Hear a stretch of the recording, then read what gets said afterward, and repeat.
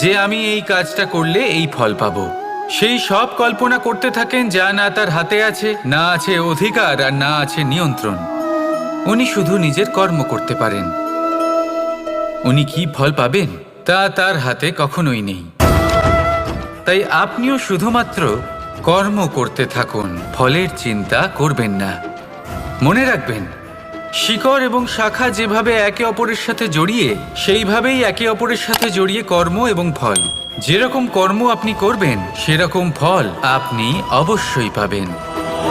তাই এই ফলের আশায় কর্মের সময় কখনোই নষ্ট করবেন না, কারণ যে ব্যক্তি সময় নষ্ট করেন, সময় সেই ব্যক্তিকে অবশ্যই নষ্ট করে দেয়।